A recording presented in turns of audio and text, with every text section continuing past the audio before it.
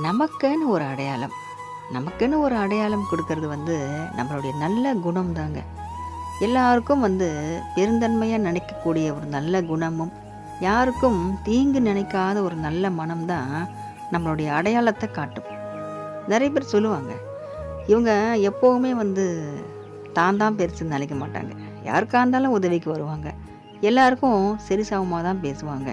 அப்படின்னு நம்ம நெறைய பேர் நம்மள நல்லா புரிஞ்சு வச்சுக்கிட்டா மட்டுமே நமக்கு ஒரு அடையாளம் கிடைக்கும். நெறைய பேர் அதெல்லாம் பார்க்கறது கிடையாது. நமக்கு என்ன தோணுதோ அத செஞ்சுட்டு போறது.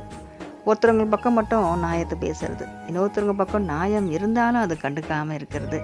இது மாதிரிலாம் முருகர் பக்தர்களான நம்ப பண்ணவே மாட்டோம். நம்ம முருகர நம்ம வணங்க ஆரம்பிச்சுட்டாலே, நமக்கு நெறைய விஷயங்கள் நம்மளுக்கு புரிய வைப்பாரு முருகர் தந்தை. நெறைய நம்ம வாழ்க்கையில நெறைய விஷயங்கள நடத்துவார். நம்ம அதுலேருந்து நெறைய கத்துக்கலாம், நெறைய தெரிஞ்சுக்கலாம். நம்மள அப்படியே தெளிவா மேல கொண்டு வருவார். யாரு என்ன நம்மள யார் என்ன சொன்னாலும் சரி. சொல்லுவாங்க இல்லையா பெரியவங்க, "1000 கைகள் மறைத்தாலும் ஆதவன் மறைவதில்லைன்னு" சொல்லுவாங்க பெரியவங்க.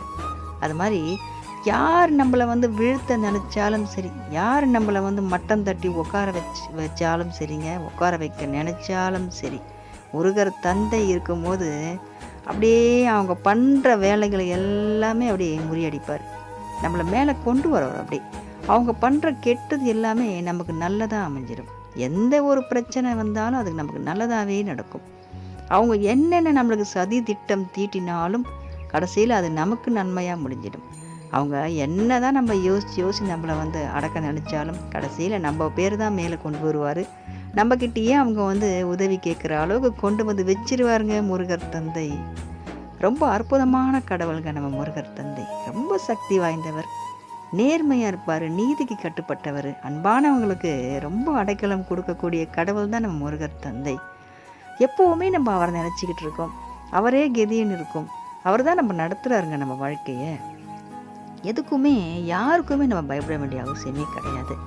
நம்ம முருகர் தந்தையை மட்டும் மனசில் நினச்சிக்கிட்டு நம்ம மனசில் என்ன நமக்கு நியாயம்னு படுதோ அதன்படி நம்ம நடந்துப்போம்.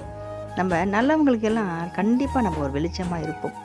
நிச்சயமாக நினைப்பாங்க, அவங்க நிச்சயமாக நினைப்பாங்க. அவங்களுக்கு ஒரு மனசாட்சி இருக்கு இல்லையா, அப்பா இவங்கள மாதிரி நல்லவங்க கிடையாதுப்பா, நமக்கு ஒரு ஆபத்துக்கு உதவுறாங்களே அப்படின்னு சொல்லுவாங்க. அது மாதிரி நம்ம உயர உயர கொஞ்சம் பணிவும் வேணும். நம்ம அடுத்தவங்களுக்கு உதவக்கூடிய ஒரு நல்ல குணமும் நமக்கு வேணும்னா நம்ம முருகர் தந்தையை மட்டும் வணங்கினாலே போதுங்க, நமக்கு எல்லாமும் கிடச்சிரும். எல்லாருக்கும் வெளிச்சமாகவும் நம்ம வாழ்ந்துட்டு போகலாம். வெற்றிவேல் முருகனுக்கு அரோகரா.